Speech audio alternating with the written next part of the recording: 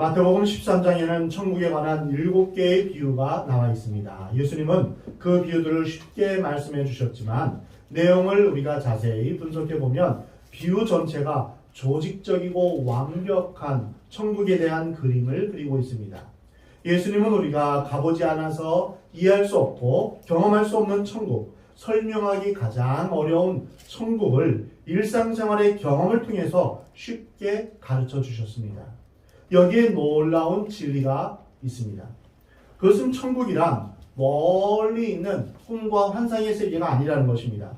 저 세상 이야기가 아니라 바로 내가 지금 농사 짓고 장사하고 고기 잡는 현실적이고 구체적인 삶 속에서 천국은 시작된다는 것입니다. 어부들이었던 제자들은 예수님의 이 비유를 더 쉽게 이해할 수 있었습니다. 예수님은 하늘나라의 일을, 하나님 나라의 일을 너희가 매일 하고 있는 그 일에서 배우라 라고 우리에게 말씀하고 있는 것입니다. 신앙의 눈을 뜨면 현실을 도피하고 환상의 세계로 빠져드는 것이 아닙니다. 현실의 구체적인 삶에 신앙을 적용하기 시작하는 것입니다. 신앙은 이런 의미에서 실제적입니다. 신앙은 현실 도피가 아니라 현실 참여입니다. 영적인 눈을 뜨고 보면 자연과 초자연은 하나라는 것을 깨닫게 됩니다. 그것은 구분되지 않습니다. 먹고 자고 직장에서 일하고 아기를 낳고 빨래하고 집을 짓는 밥을 짓는 또한 구체적인 삶의 현장에서 천국이 시작되는 것입니다. 가장 어리석은 사람은 현실을 떠난 현실을 버린 신앙생활을 하는 사람들입니다. 신앙은 현실과 실제에 뿌리를 두고 있는 것입니다. 천국은 거기에서 시작되는 것입니다. 로마서 1장 20절에 보면 창세로부터 그의 보이지 아니하는 것들 곧 그의 영원하신 능력과 신성이 그가 만드신 만물에 분명히 보여 알려졌다라고 말씀하십니다. 우리의 일상생활 가운데서 하나님의 능력, 하나님의 신성이 있다는 것입니다. 우리는 이 비유의 말씀을 통해서 바로 이 실제적인 천국 신앙을 가져야 합니다. 7개의 천국 비유 가운데 오늘 마지막 7번째 비유를 알아보겠습니다. 천국은 마치 어부가 고기를 잡기 위해 바다에 그물을 던지는 것과 같다라고 하십니다. 이것은 천국이 어떻게 완성되고 어떻게 종말적으로 결론이 나는지 우리에게 알려주십니다. 또 천국은 마치 바다에 치고 각종 물고기를 모는 그물과 같다라고 말씀하십니다. 이 말씀을 이해하기 위해서는 고기잡이에 대한 당시의 배경을 알아야 합니다. 요즘 사람들은 취미로 낚시를 다니지만 당시 갈릴리 호수 부근의 사람들은 고기잡이가 그들의 생계수단이고 삶의 일부분이었습니다. 그래서 그들은 고기 잡는 방법을 익히 잘 알고 있었습니다. 당시에는 그물로 고기 잡는 방법이 2가지 있었습니다. 한 가지 방법은 마태복음 4장 18절인데요. 바로 손그물입니다. 투망이라고 하죠. 손으로 줄을 잡고 머리 위에서부터 그물을 던져서 우산처럼 그물이 퍼지게 해서 고기를 잡는 것입니다. 그리고 던진 후에는 다시 그물을 싸잡아서 이제 그물을 끌어올립니다. 요즘에도 이렇게 투망으로 그물을 잡는 경우가 많이 있습니다. 또 한 가지는 본문에 나오는 것처럼 예인망 그물법입니다. 오늘날도 이런 그물이 있죠. 오늘 본문의 그물은 헬라어로 사게네인데요. 손그물보다 훨씬 더 큰 사각형 그물입니다. 위에는 부유물체를 달고 아래는 줄을 달아서 수직으로 세웁니다. 그래서 물고기를 모으는 저인망 그물입니다. 그물을 바다나 호수에 내려서 2척의 배로 여러 사람이 이제 그물을 동그랗게 모으고 이제 그물을 끌어올립니다. 이 방법으로 하면 고기를 대량으로 잡을 수 있고 여러 종류의 고기들을 한꺼번에 잡을 수 있습니다. 그래서 그 그물을 무태까지 끌어올려서 좋은 고기와 나쁜 고기로 구분합니다. 예수님은 왜 천국을 고기 잡는 그물에 비유하셨을까요? 이 그물로 고기 잡는 방법을 가만히 생각해 보면 거기서 놀라운 천국의 모습을 볼 수 있습니다. 첫 번째로 하나님께서는 자기 백성을 택하여 인도하시는 모습이 마치 어부가 그물을 쳐서 물고기를 이제 끌고 오는 것과 같습니다. 예수님은 제자들을 부르시면서 나를 따라오라. 나는 내가 너희를 사람을 낚는 어부가 되게 하리라 라고 말씀하셨습니다. 여기서 우리는 하나님의 적극적인 의지를 발견하게 됩니다. 하나님은 자신의 백성들을 찾으십니다. 하나님께서 그물을 치셔서 자기 백성을 자기 품에 돌아오도록 인도하시는 것입니다. 여기에 하나님의 사랑이 있고 하나님의 선택이 있습니다. 너희가 나를 택한 것이 아니라 내가 너희를 택하였다 라고 우리 주님은 말씀하십니다. 우리가 하나님을 택한 것이 아닙니다. 하나님이 우리를 택하셨기 때문에 우리가 주님 앞에 올 수 있었던 것입니다. 선택받지 않고 구원에 참여한 사람은 아무도 없습니다. 우리는 원하든 원하지 않든 하나님의 그물에 걸린 사람들입니다. 하나님의 그물에 걸린 사람들이 바로 천국을 소유할 수 있는 것입니다. 하나님께서는 우리를 사랑하시는 데 있어서 적극적인 의지를 가지고 계십니다. 방관적으로 수동적으로 우리를 사랑하시는 것이 아닙니다. 우리를 창조하시고 너희 마음대로 살아라 하고 우리를 내버려 두시는 분이 아닙니다. 하나님은 독생자 예수 그리스도를 이 땅에 보내주셔서 십자가에 못 박혀 죽게 하시기까지 우리를 그렇게 사랑하신 분입니다. 하나님의 그물에 걸린 사람은 시간의 차이가 있을 뿐 하나님의 가슴에 안기게 되어 있습니다. 이것이 천국은 그물을 던지는 것과 같다, 이 말의 의미입니다. 두 번째로 일단 그물에 걸린 고기는 어부의 손에 잡히게 되어 있습니다. 고기가 그물에 걸리게 되면 어부는 그 그물을 점점 조여듭니다. 그래서 드디어 고기들이 어부의 손에 잡히게 됩니다. 이것은 무엇을 뜻합니까? 역사는 무한하고 영원한 것도 아니고 돌고 도는 윤회적인 것도 아닙니다. 역사란 역사의 주관자 되신 하나님에 의해서 통치되며 또한 마지막에는 하나님의 손에서 심판을 받게 되는 것을 우리에게 말씀하십니다. 그물 안에 있는 물고기는 더 이상 자기 마음대로 헤엄치지 못합니다. 그저 운명의 시간을 맞이하기 위해 기다릴 뿐입니다. 하나님은 역사의 줄을 움켜쥐고 자신의 때에 따라 그것을 잡아 당기십니다. 누구든지 영원히 살 수 없으며 무한하게 자신의 삶을 연장할 수 없습니다.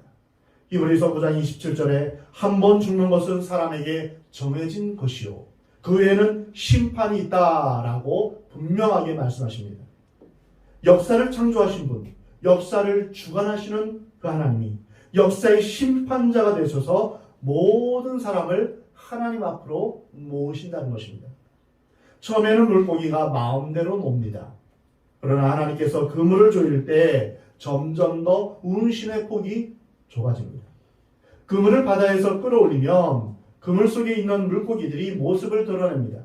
큰 고기, 작은 고기, 쓸만한 고기, 못쓸 고기들이 다 드러나면서 물고기들이 마구 엎치락뒤치락 하는 것을 발견하게 됩니다. 하나님께서 역사의 손을 움켜쥐실 때, 역사의 종말이 가까울 때 세상에는 더욱더 고통과 고난이 많아짐과 동시에 선과 악이 분명하게 드러나게 됩니다.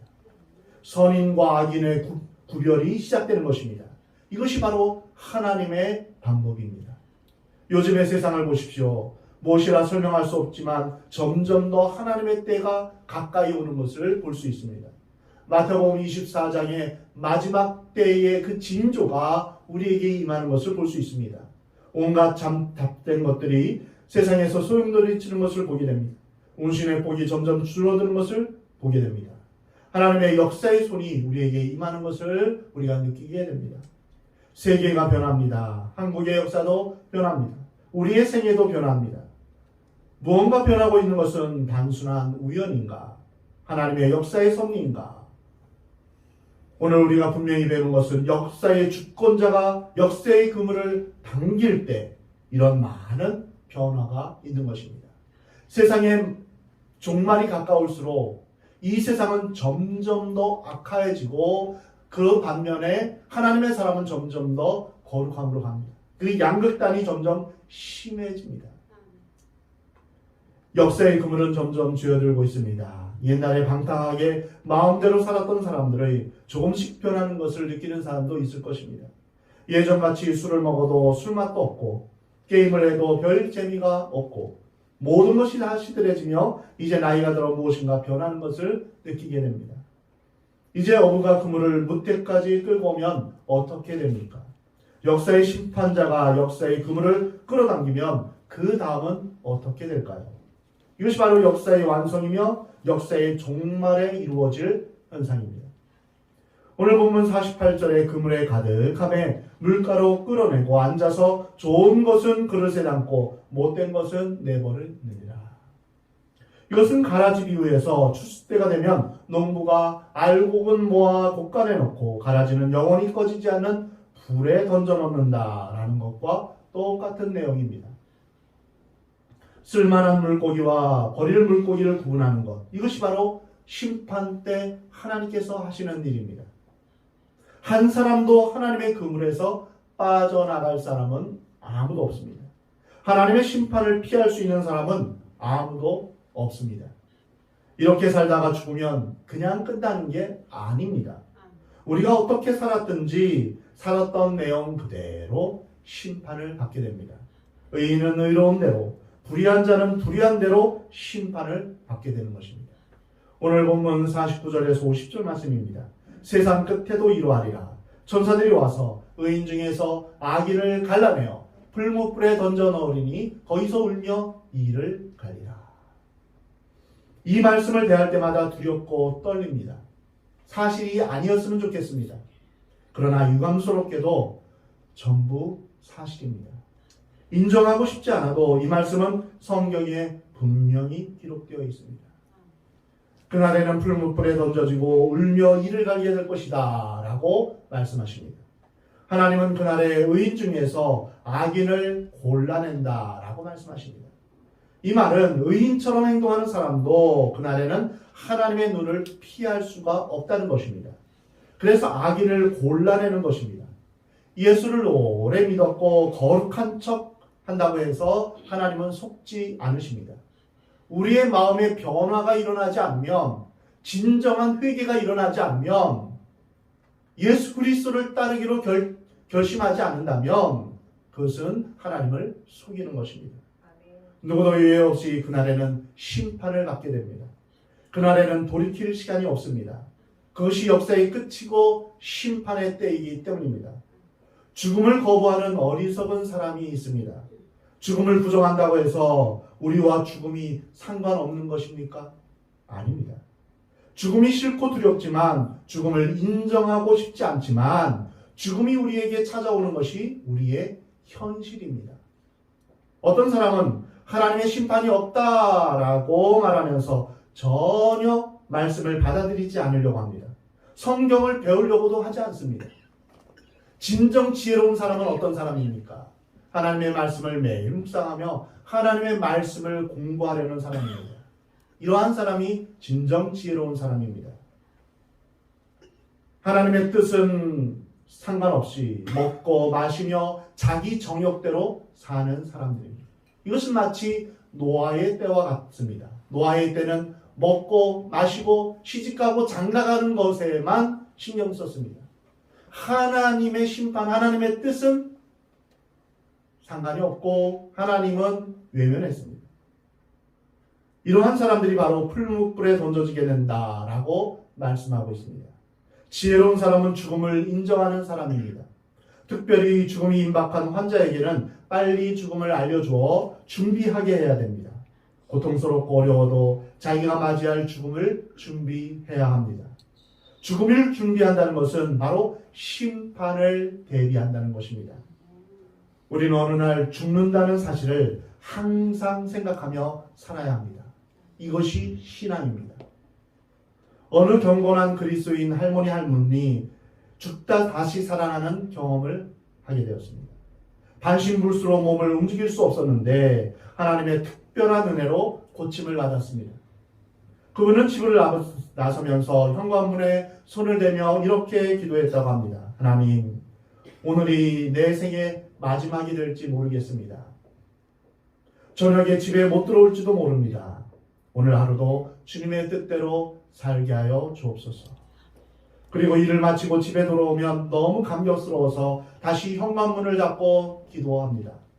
하나님, 오늘도 무사히 돌아왔습니다. 아멘. 오늘 하루를 살게 해주시고 하루의 생명을 연장시켜 주시니 감사합니다. 아멘. 오늘 이 밤도 꿈속에서라도 주님과 동행하게 하여 주옵소서. 아멘. 내일 아침 기쁘게 눈을 뜨게 하옵소서. 아멘.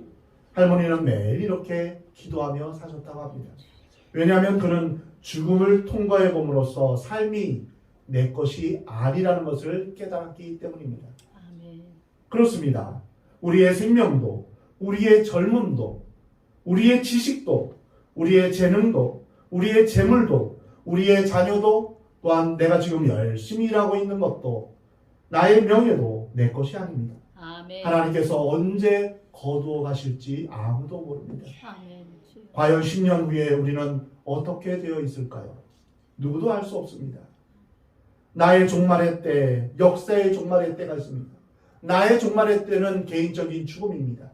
역사의 종말의 때는 예수 그리스도께서 이 땅에 다시 오실 때입니다. 그때 내가 하나님의 심판대 앞에 선다는 것을 오늘 본문 말씀을 통해서 우리에게 분명히 말씀하십니다. 심판대에 서면 어떤 일이 일어납니까? 양인지 염소인지 알곡인지 가라지인지 좋은 물고기인지 못된 물고기인지 악한 종인지 착한 종인지 지혜로운 처녀인지 미련한 처녀인지 판가름 나는 것입니다. 하나님의 심판대에는 중간지대가 없습니다. 거기에는 유보도 없습니다. 집행유예도 없습니다. 단 한 번뿐입니다. 하나님의 편이든지 마귀의 편이든지 둘 중에 하나입니다. 거기에는 돌이킬 시간도 회개할 시간도 없습니다. 악인은 불못불에 던져서 슬피 울며 영원히 일을 하게 될 것이다 라고 말씀하십니다. 사랑하는 성도 여러분, 그러므로 우리는 지금부터 준비해야 합니다. 아직 기회가 있습니다. 심판을 당하고 나면 너무 아프고 너무 고통스러운 것입니다. 그때는 이미 돌이킬 수 없습니다. 그러니 심판이 임하기 전에 오늘부터 준비해야 됩니다. 내일부터 하지 하면 안 됩니다. 오늘 이 시간 여러분 결단하시기 바랍니다. 사랑하는 성도 여러분, 여러분은 오늘 하나님의 심판대 앞에 선다면 과연 하나님의 품에 안기리라는 확신이 있습니까? 예수 그리스도를 믿음으로 말미암아 하나님의 자녀된 나는 기쁨과 영광의 멸관을 쓰게 될 확신이 있으십니까? 지금은 자다가 깰 때요 은혜를 받을 때입니다. 구원의 날입니다. 시간이 있다고 낭비하지 말아야 합니다. 젊음이 있다고 방심하거나 삶을 낭비해서는 안 됩니다. 오늘 바로 결정하고 결단하시기 바랍니다. 이 비유에서는 우리의 교회 생활이나 신앙생활에 주는 유익한 교훈이 또 하나 있습니다. 어부가 그물을 쳤는데 그 안에 각종 물고기가 잡혔다는 것입니다. 어부는 자기가 원하는 좋은 물고기가 있을 것입니다.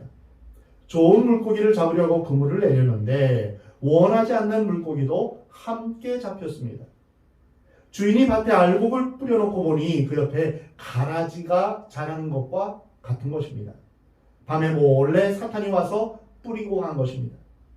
알곡이 가라지와 함께 자라는 것과 마찬가지로 이 그물 안에는 각종 물고기가 함께 있는 것입니다. 어떤 사람은 교회를 완전한 천국으로 생각하면서 교회에 이상적인 것을 요구합니다. 물론 교회는 이런 이상을 추구해야 됩니다. 교회는 어떤 수준이 있어야 됩니다. 세상 사람과 같아서는 안 되죠. 그러나 교회 안에는 여러 종류의 사람들이 모여 있습니다. 교회 안에서도 의인들과 악인들이 공존할 수 있다는 것을 우리는 알아야 합니다. 어떤 사람이 교회에 큰 실수를 범했습니다. 이때 교회에 대해서 높은 이상을 가진 한 그리스도인이 화를 내면서 정죄합니다. 아니, 교회가 어찌 이럴 수 있느냐? 어떻게 교회가 이런 죄를 용납하고 죄인을 용납할 수 있는가? 이 사람은 견디지 못하고 화를 내며 교회를 떠나고 말았습니다. 근데 또 다른 한 사람이 화를 내면서 떠나는 그 사람을 보면서 아니, 저 사람은 그리스도인이라고? 용서할 줄도 모르고 화를 내는 저런 사람이 교회 지도자란 말이야? 라고 하면서 실망하면서 그 사람도 교회를 떠납니다. 이 두 사람은 다 교회를 잘못 생각한 것입니다. 여러분, 사람 보고 교회를 다닙니까? 아니면 예수님 보고 교회 다닙니까? 여러분, 제도를 보면서 교회 다닙니까? 아니면 성경을 보면서 교회를 다니십니까? 교회는 인간이 모인 곳이기에 각종 물고기들이 있기 마련입니다. 허물과 실수가 있기 마련입니다. 완벽한 사람이 없듯이 완벽한 교회도 없습니다. 교회는 오염되지 않은 완벽한 이상적인 모임이 아닙니다. 교회 안에는 의로운 사람도 있지만 주인도 있고 성숙한 사람도 있지만 미성숙한 사람도 있습니다. 그래서 교회는 사랑이 필요하고 긍휼과 관용이 필요한 것입니다. 아멘. 어떤 형제는 술과 담배를 끊지 못한 채 교회에 나올 수 있습니다. 또 어떤 사람은 밤새 게임에 빠지고 그러다가 교회 온 사람도 있습니다. 그러면 그 사람은 교회에 나와서는 안 됩니까? 아닙니다. 교회에 나와야 합니다. 오늘도 나쁜 습관을 끊지 못하고 잘못인 줄 알면서도 행하는 사람들이 있습니다.